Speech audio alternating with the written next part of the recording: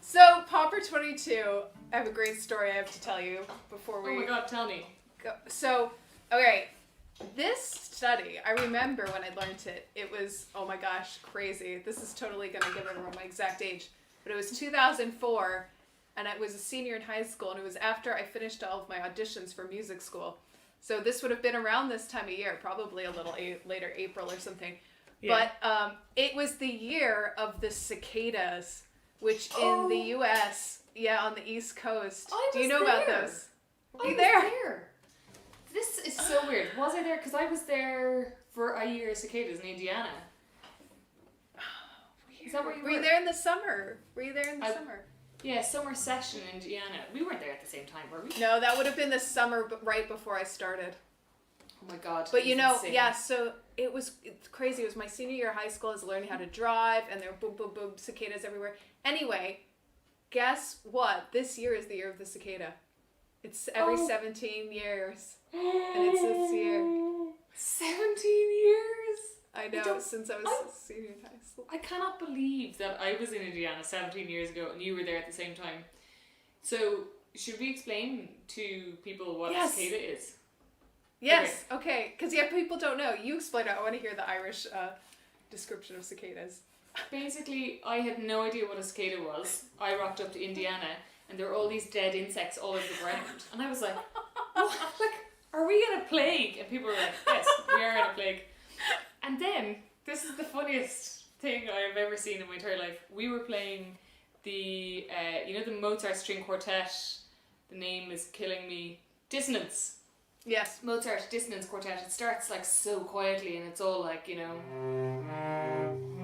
like what, I can't even remember the first chords of it. So we went into a concert, string quartet were playing this, and there was a guy at the door who would de-cicada everyone because cicadas make this really loud noise. What does it sound like? Can't remember. It's like bzz, bzz. It's like a really loud buzz. But it's like a really high pitch or something like zzz, zzz, something really bizarre. And so there was a guy at the door whose job it was to take cicadas out of people's coats and hairs because as you were walking around Indiana, there'd be swarms of cicadas. It's like the maddest thing you'd have ever experienced. And for anyone who doesn't like creepy crawlies... Yeah. You're going to get over them if you experience that. I mean, because they're blind, so they just run into you. And which is... Keep your mouth shut. That was a lesson I learned. Keep your mouth shut. But anyway, so we're there in this concert. Your man takes out, so all the audience members takes it off. This is grand. And in the warm-up room, we were there, and suddenly we heard zzz, zzz, and we were all like, oh god, where is it? Like, could you imagine if that happened at the concert? Ha ha ha. And we were like, can anyone find it? No, it must have been outside. Fine. We go on stage and we start.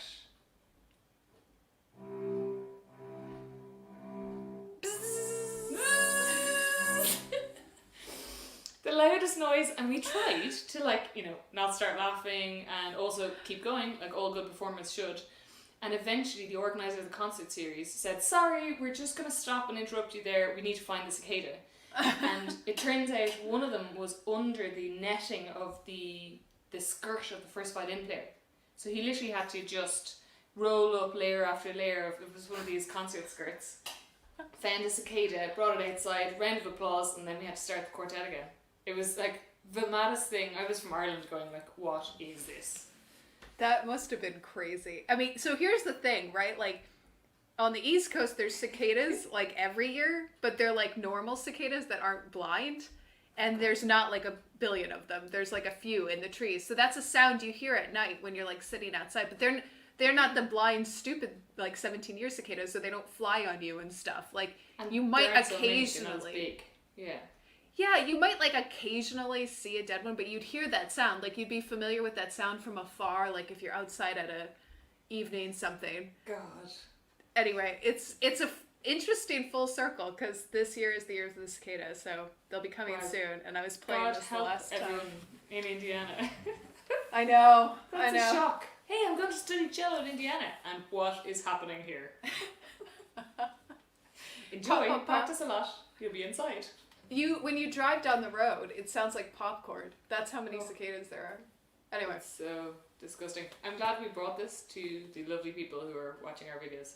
Yeah, It's a good it's story to know. educational in all ways. So, Yeah, exactly. hey-o. So Popper 22, Ailbhe, tell me, what did you think of Popper 22? Oh, it's just so pretty, isn't it? This is It is. such a lovely piece of work. Well done, Popper. Yeah. And even though he is actually teaching us lovely things, I think, you know, he managed to do it in a way that feels beautiful. There's some gorgeous shifts and leaps here that just make you want to sing on the instrument.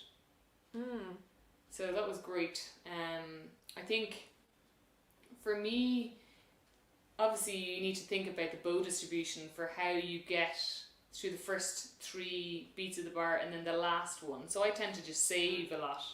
So because I'm a lazy cellist, so I don't have to go back as far if I actually save a little bit more here.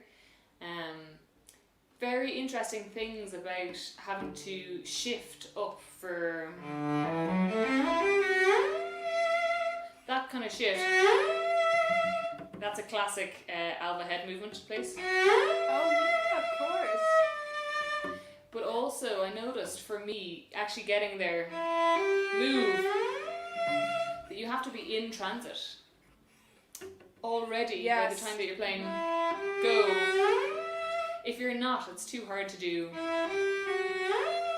it within the phrase. It's all a legato phrasing, right? So I found that happened a lot within the piece, that I had to engage movement earlier than I thought while still playing. This kind of shifting idea. Say the bow distribution thing. What I found when I was practicing this is that it, also because of the phrasing, it's so tempting to just like hang out on that single note. It's so tempting to just put a little pause on the end of each of those to facilitate the bow distribution. But really, it probably, not that you might not choose to do a few of them like that, but to really either use you have to either compensate with the bow's speed or, as you've said, using less bow. I mean, you'd still... Yeah. I definitely did way less weight on it, so I could just really move quite fast, no matter where I ended up. And I also, as I was playing it through the week, I noticed, like you said, it makes loads of sense to go. Like, it's so beautiful, isn't it? But then all these connections, and then suddenly, how do you actually time that pitch? Yes. And every time it has to be really, really coordinated, right? Yes, it does. So coming even from, you know, that part where it goes...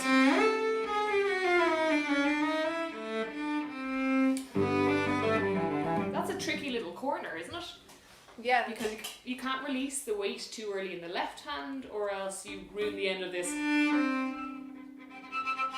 You know. It's just... I love those little corners. And I found bar 3... that if you waited too long on that low E, you ruined the whole first 4-bar phrase. I did the wrong bowing there, but I really just wanted the phrase to go... and start again. I mean, you actually demonstrated beautifully the phrase with the wrong bowing. You know, it's one of those... moments, you know, when you're doing a Brahms symphony and it's like, try the original bowing in the beginning of the second movement of Brahms too. You know, it's one of those things where you just did. Exactly. Try it every way and see what happens. Yeah. I mean, I think you've brought up a great point. I was thinking a lot about how, I mean, really, I think in many ways this study is all about the bow and the legato and bow control distribution stuff. I mean, I think the timbre as well, when you're crossing strings, like, you know, like this passage we have near the end. That whole thing. Can you get the sound really even and really legato? Sorry, I'm playing it like not very well, but I know exactly what you mean, that stuff. And I think what you've suggested too, just in your demonstration of those separate notes, I mean, that was the next thing I was going to ask is, you know, you really kind of have a choice on these. You don't have to play with legato. You can lift the bow. Because he doesn't write one way or the other. He doesn't write legato. But I think it's a missed opportunity to practice, you know, those connections when you decide to lift. So big time. And the coordination to start the next. So all those links every single time they happen. How do you get the weight back onto the finger for the next one without losing or changing the weight somewhere else? Yeah. So you don't want to cut off the last note just to get a good start. It just has to be the perfect combination. Yeah. So what do you do to practice that? So I found a really fascinating area. So let's say we have bar 9. So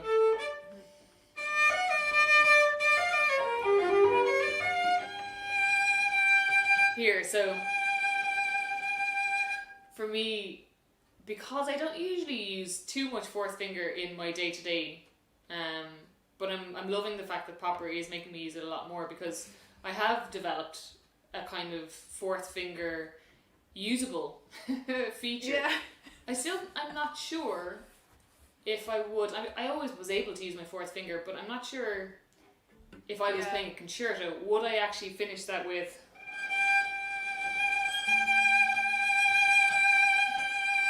Maybe I would, but the transfer, finish. I found all those notes quite entertaining because they're quite high, so obviously you don't want to have too much, it's too scratchy, so it's back to that classic really silvery lining and not too much vibrato, because obviously sounds like an old woman warping. Yeah. It's so easy when you get there to just like hang out and be like, whew. So resisting the urge to do that. Other place like that I thought was, I noticed when I practiced and I got to that note, I'd always So, but funny enough, is that wrong? Well, I'm not sure it's Andante Grazioso. It's like very whoa. I was laughing because we had a similar thing like this in a previous week where you were like, I'm going for it, because you went for it. And so I actually laughed and I tried, like, you know.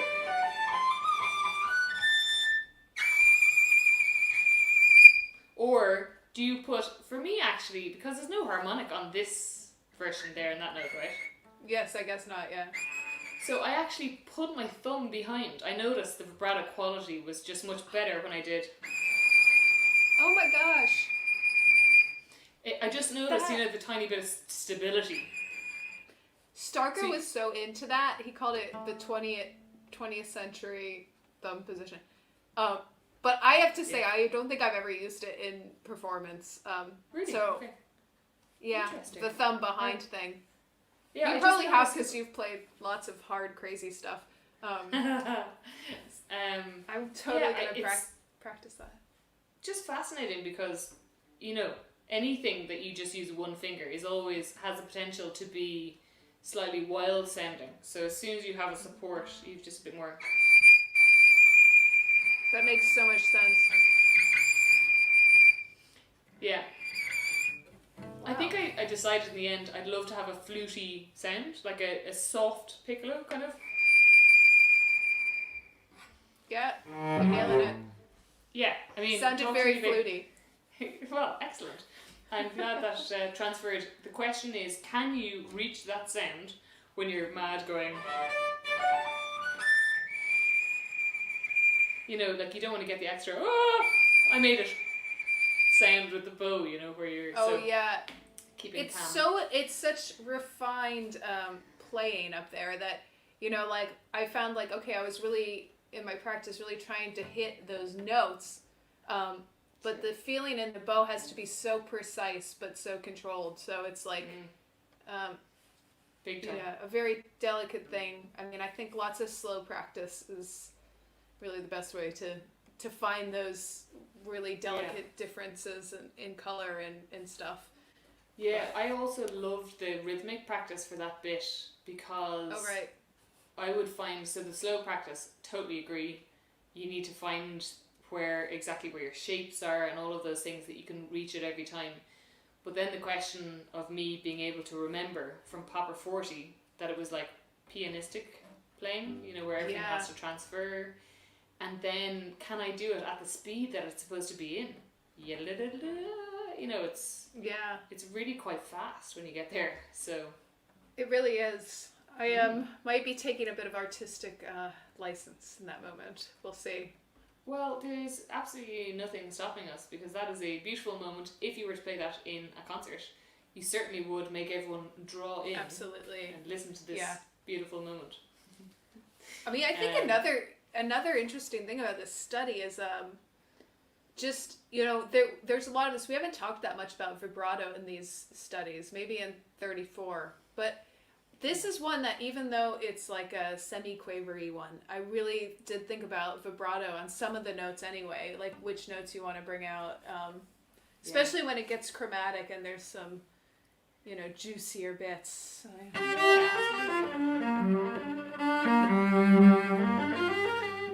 Something like that. So there is, I think there is license in this to take some time to create those musical 100%. I mean, as there always is, but perhaps this invites it more. Yeah, no, I think you're dead right. And I think as well, like even places where you've got that shift at the beginning.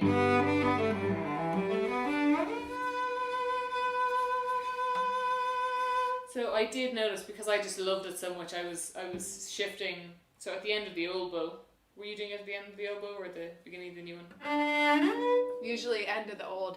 I was trying to vary them sometimes. Ooh, fancy! I like it. I was trying to give myself a actual directive, or else, you know me, I would end up going. You know. Oh, I love it. So, for me, I found after I got there, I'd be like, oh, how lovely, that I did again, just way too wide for the sound that we're actually in at the moment. Mm-hmm. So I had to be quite careful that the speed of the vibrato was just a little bit tighter and faster, rather than wider and fast. You know, just slightly more within that. So then it led on.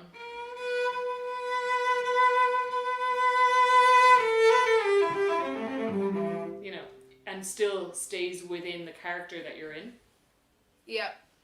I mean, you're bringing up such good points, because I think in some ways, even though it is beautifully expressive, this one, Popper is so smart to, you know, title it Andante Grazioso, because it challenges you as a player so much more, I think, to play this in a grazioso style and color, you know, that lightness with that contact and legato.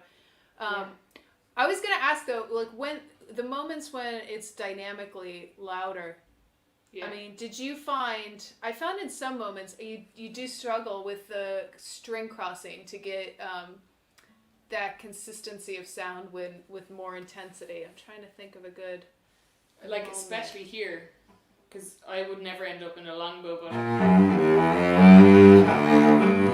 you know, that's 39, is it? Yeah, that's a good. For me, it was actually the half bar before that. Would I have enough bow left? It's fine if I start here, but sometimes I would go and then suddenly be like, oh no, I didn't use enough. And then you're just here hoping you've enough room. So that's where the lazy cellist actually really kills themselves.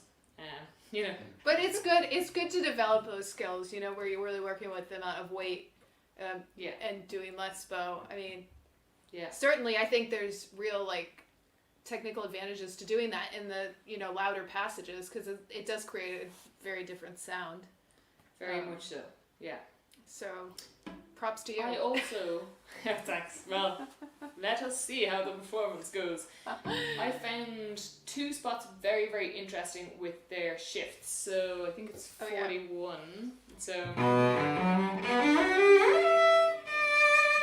placing the note after the harmonic.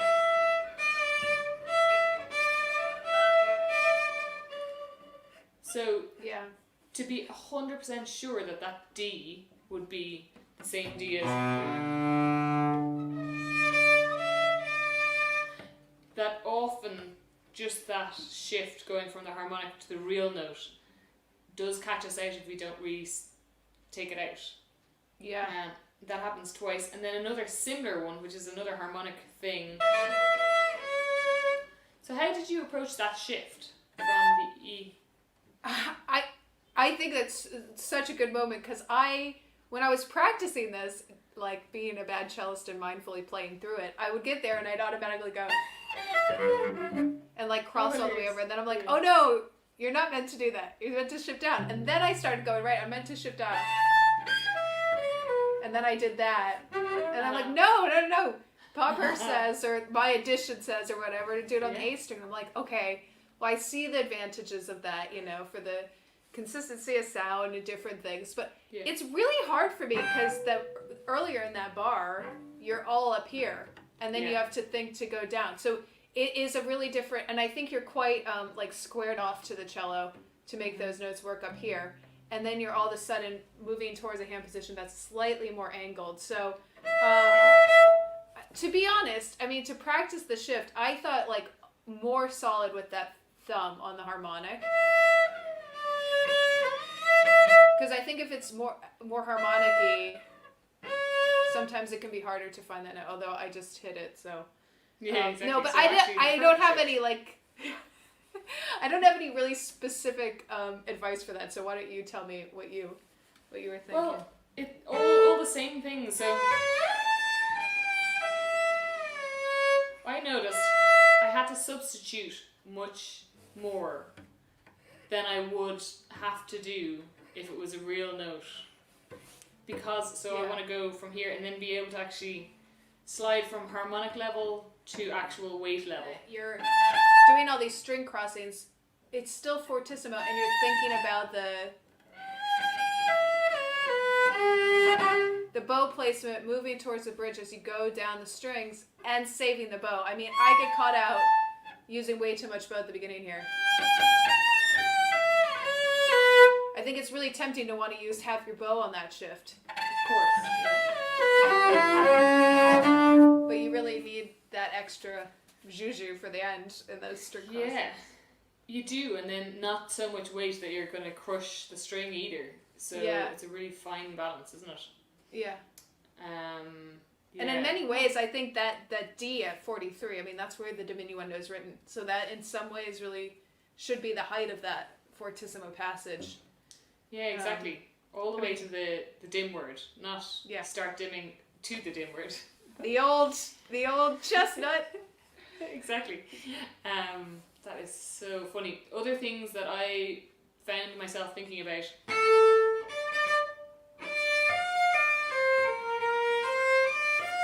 So even in bar 9, the placement of the third finger, so whatever position you get up to, the placement of the third finger and the thumb being very specific.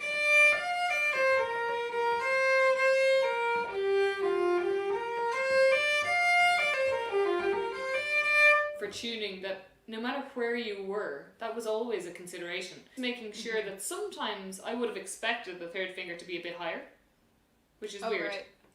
Oh. Or I just would have noticed that I wasn't totally exact at the beginning with that, because I have to adjust my hand a little bit. See the way when you're getting your weight over that finger. So I suppose that sometimes would affect my placement. So I had to be really careful to make sure that it didn't. I think it's just a something very to watch out for. Yeah, and I think a very good thing to talk about with that, because I have students sometimes when they're doing thumb position, and they get so like put off by the fact that when you're changing strings, you do need to change the angle of your arm, I mean, you see people playing, and we don't always do that because we don't always need to use the thumb, but in a passage like that where you need to use the thumb on A and then thumb on the D, you might find a position where all of this works really comfortably and that's in tune. But oftentimes, and again, shape of the hand, all that stuff, a little bit of rotation in your arm is going to facilitate the intonation massively. Absolutely, because I think often people start at their thumb position, and then, so if I don't move and I do this, there's absolutely no way that there's the same amount of weight on this finger as there is on this finger if I don't get over on top of it. You have to have the weight up and over the same way you would have to in any other position. So that's very important as we go down. You can see my wrist actually comes up and over, especially for the C string. in all of those Yeah. places. So one to watch out for. You have a little bit of fluidity, that you're not always stuck in one position. Weight over the finger, let it happen. Like a crab, I suppose.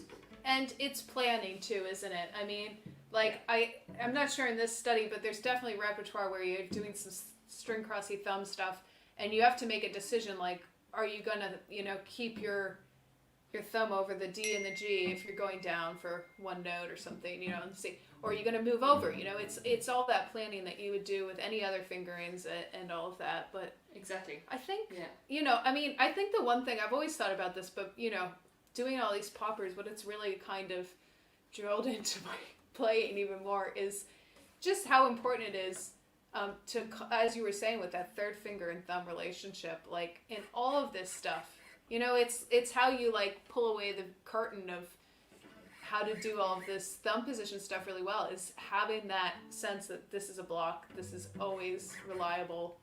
Yeah. Exactly. If I've got my thumb and my third finger, I'll get all those other notes in tune, just getting used to that structure. Exactly. I love that. Yes. Anything else burning? Any other burning desires? The very last bit, I suppose, is to... Did you do the Barenreiter edition? I did, Where yes. It's such an unusual shift, 2 to 3. Oh, right. I did not do the 2 to 3 shift, I have to say. So I just think it's so unusual, because I would never do that. Maybe I did. Yeah. I did actually, because of the 3 that came before. So for me, I'm used to my octave shifts. That kind of idea. But if you're going from 2, essentially you're going... It's a 7th, depending on what kind of a 7th you want to have. Which is very different to what you expect. So for me, that was good practice. Just very interesting. I did definitely practice the next bit in rhythms. Very important for me at this speed to register where the semitones are. Yeah. In basic skills for cello, just so that when it's going really fast and my brain doesn't have time to get involved, I just know, I have like a little arrow I write in with the semitone. Yeah. Just so that I know my position straight off the bat and I don't have to think about it. And I'm so glad you said that, because people, again, not having the brain involved is a real thing. And guess what? Like, sometimes there's just too much going on, and you need those, you need to be able to rely on things that aren't just like your concentration on that, because your brain just can't, it's like a computer processor that just can't handle all the information sometimes. Sometimes. And, it should be 100% on your piece all the time. But let's say it's not at this particular I'm not moment. saying your brain, by the way. I'm just saying brains in general. I am just laughing at the fact that the only reason I do it, I know I've practiced them, I know where the notes are, but I do it because there will be no doubt when I come to it where those semitones are. Yeah, that's pretty much it for me, I think. Cool. I like it. Shall we have a go? Is it that time? Is it?